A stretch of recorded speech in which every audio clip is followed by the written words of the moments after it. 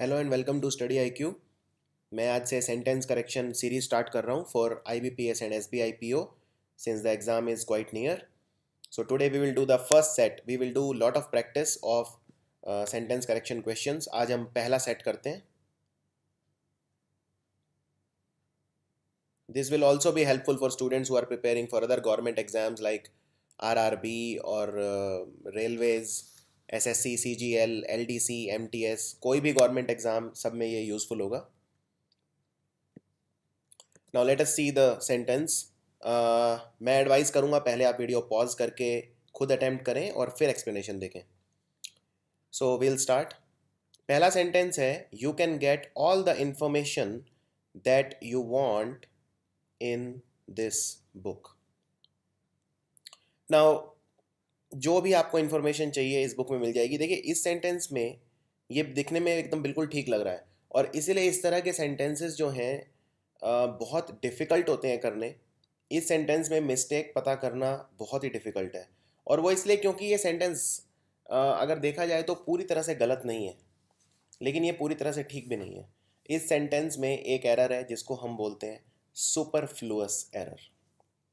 Superfluous का मतलब होता है अंग्रेजी में ज़रूरत से ज़्यादा, एक्सेस, किसी चीज़ की अति. इस सेंटेंस में ऐसे शब्द हैं जिनको अगर हटा दें तो भी ये सेंटेंस ठीक रहेगा. यानी ये सेंटेंस करेक्शन से ज़्यादा सेंटेंस इम्प्रूवमेंट का क्वेश्चन ज़्यादा आप इसे बोल सकते हैं. अब इसमें देखिए you can get all the information that you want in this book. इसमें दैट की ज़रूरत नहीं है. अगर इस सेंटेंस में दैट ना भी हो तो भी ये सेंटेंस एकदम ठीक है. You can get all the information you want in this book. So we can improve this sentence. Next, he has not played cricket nor hockey. Now इसमें नॉर आया है और आप जानते हैं नॉर के साथ हमेशा आता है नीदर. सो यहाँ नॉट नहीं होगा, यहाँ होगा नीदर. नीदर यानी ना तो उसने क्रिकेट खेला है ना ही hockey. He has neither played cricket nor hockey. इसी तरह इनको को रिलेटिव कंजंक्शन बोलते हैं, यानी हमेशा पेयर में आते हैं, जैसे जैसे ईदर और, नीदर नॉर एट्सेट्रा. अगला, my work is superior to him. Now in this sentence my work is superior. देखिए मेरा काम उससे ज़्यादा सुपीरियर है. क्या मेरा काम, यहाँ पे हिम मतलब है उससे. अगर मैं इसे हिंदी में लिखूं, हिम मतलब है उससे. क्या मेरा काम उससे सुपीरियर है या मेरा काम उसके काम से सुपीरियर है? ऑफ कोर्स मेरा काम उसके काम से सुपीरियर है, यानी my work is superior to his, ना कि हिम. हिज, यहाँ पर हिज डिनोट कर रहा है his work. So my work is superior to his work, या क्योंकि वर्क आप पहले लिख चुके हैं तो दोबारा लिखने की जरूरत नहीं है. So my work is superior to his. आगे देखते हैं. An inquiry commission has been appointed to investigate into this scandal. इस स्कैंडल को इन्वेस्टिगेट करने के लिए एक इंक्वायरी कमीशन बिठा दिया गया है. Now look, an inquiry commission has been appointed to investigate. आप इन्वेस्टिगेट क्या कर रहे हैं? इन्वेस्टिगेट कर रहे हैं ये स्कैंडल. तो इसमें इनटू शब्द की ज़रूरत नहीं है. ये सुपरफ्लुअस, अगेन ये वही एरर है जो पिछले सेंटेंस में था, सुपरफ्लुअस एरर. सुपरफ्लुअस मतलब ज़रूरत से ज़्यादा. यहाँ पर इन्वेस्टिगेट का मतलब ही है इनटू. इन्वेस्टिगेट का जो अर्थ है उसके अंदर ही निकल के आता है investigate. Next, I went there with a view to survey the entire procedure. ये एक बहुत कॉमन क्वेश्चन है, वेरी वेरी इंपॉर्टेंट. याद रखना है जब भी वर्ड आता है with a view to, with a view to के साथ हमेशा आएगा वर्ब प्लस आईएनजी. यहाँ पर विद अ व्यू टू के बाद लिखा है सर्वे. ये सर्वे वर्ब है, यहाँ पर सर्वे की बजाय आएगा सर्वेइंग, क्योंकि वर्ब प्लस आईएनजी आएगा हमेशा विद अ व्यू टू. इस तरह के और भी शब्द हैं, जैसे एक और बहुत कॉमन जो एग्जाम में आता है जिसको बोलते हैं लुकिंग फॉरवर्ड टू. सो अगर आपको मान लीजिए कोई बोलना है I am looking forward to study today या I am looking forward to studying today, आपके पास अगर ऐसी कोई चॉइस आती है तो आप क्या बोलेंगे उसमें? We will say I am looking forward to studying today, I am looking forward to reading today, I am looking forward to visiting England, I am looking forward to talking to my parents. So with a view to and looking forward to will always take verb plus ing. Next, on every Sunday I play cricket in the afternoon. शुरू में जब हम इस sentence को देखते हैं तो ऐसा लगता है कि इसमें कोई एरर नहीं है. On every Sunday, her Sunday मैं क्रिकेट खेलता हूँ इन द आफ्टरनून. लेकिन आप इसको अगर ध्यान से देखें तो इसमें एरर है, और वो एरर ये है, इसमें ऑन की ज़रूरत नहीं है. हर संडे मैं क्रिकेट खेलता हूँ, every Sunday I play cricket in the afternoon. On इसमें अगेन किस तरह का एरर है? सुपरफ्लुअस एरर, यानी on is not required.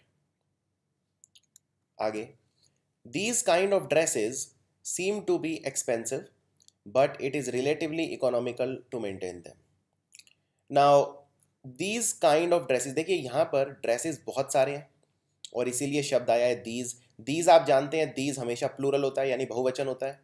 This का, दिस मतलब यह है, दीज मतलब ये यानी बहुत सारे. तो जब ये हैं तो काइंड यहाँ पर सिंगुलर है, तो इसमें करेक्शन होगा दीज काइंड्स ऑफ ड्रेसेस. क्योंकि यहाँ पर दीज है तो काइंड भी प्लूरल होगा, दीज काइंड्स ऑफ ड्रेसेस. अगला, they all met in a room which was close to the centre to discuss about the plan of action. Now, in this sentence also you have a superfluous error. क्या आप इसमें पकड़ सकते हैं कि कौन सा शब्द है जो हटा भी दें तो सेंटेंस बिल्कुल ठीक रहेगा? Yes, that word is about. इस सेंटेंस में about की ज़रूरत ही नहीं है. They all met in a room which was close to the center to discuss the plan of action. About is superfluous. अगला सेंटेंस, ये एक बहुत कॉमन क्वेश्चन है. If I was an astronaut, अगर मैं एक एस्ट्रोनॉट होता तो मैं बहुत खुश होता. देखिए ये एक हाइपोथेटिकल स्टेटमेंट है, यानी फिलोसॉफिकल, एक हाइपोथेटिकल, मगर ऐसा होता, अगर वैसा होता. इनमें सेंटेंसेस में आप जब भी वॉज होता है उसको हमेशा चेंज कर देंगे वर में. तो जनरली तो हम आई के साथ वॉज ही लगाते हैं, जैसे मैं एक बच्चा था, आई वॉज अ चाइल्ड, या मैं खुश था, आई वॉज हैप्पी.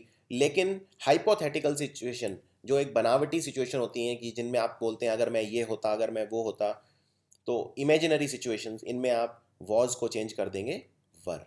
सो इसका आंसर होगा if I were an astronaut I would have been very happy. दो और सेंटेंस देख लेते हैं. इसमें ये एक सेंटेंस है जिसमें सब्जेक्ट वर्ब एग्रीमेंट एरर है. Along the northern frontier of India is seen the Himalayas mighty in their Splendor. तो इंडिया के नॉर्दर्न फ्रंटियर पर हैं हिमालयाज, जो बहुत ही विशाल हैं, बहुत ही रमणीक हैं, दिखने में बहुत लुभावने दिखते हैं ना. अब इसमें ये इज़ जो दिया है, पहले अपने आप से पूछिए ये इज़ किसके लिए दिया है. ये देखिए, जब भी सब्जेक्ट होता है सब्जेक्ट के साथ वर्ब होता है, तो इज़ यहाँ पर वर्ब है, लेकिन इसका सब्जेक्ट क्या है? क्या इसका सब्जेक्ट फ्रंटियर है या इसका सब्जेक्ट हिमालयाज है? इसका सब्जेक्ट हिमालयाज है, और हिमालयाज प्लूरल है, यानी यहाँ पर इज़ को आपको चेंज करना है आर में, क्योंकि प्लूरल के लिए हमेशा आर यूज़ होता है और सिंगुलर के लिए इज़ यूज़ होता है.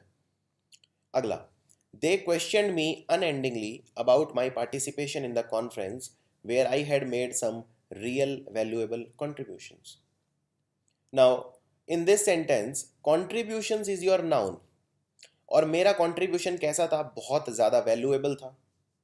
valuable हो गया adjective और real हो गया adverb, क्योंकि ये adjective की विशेषता बता रहा है.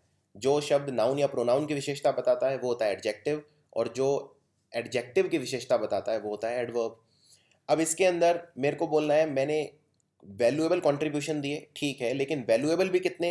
Real valuable. देखिए रियल यहाँ पर एडजेक्टिव हो गया, मुझे एडवर्ब चाहिए, तो मैं यहाँ पर लिखूंगा really valuable contributions.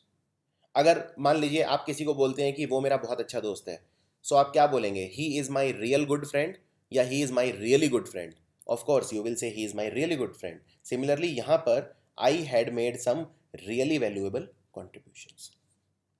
So that's it for set 1. Stay tuned for more sets. I'll be making sets 2, 3, 4, 5. We'll practice a lot of questions so that they help you in your quest to clear the exam. Subscribe to our channel if you like the videos. Thank you very much.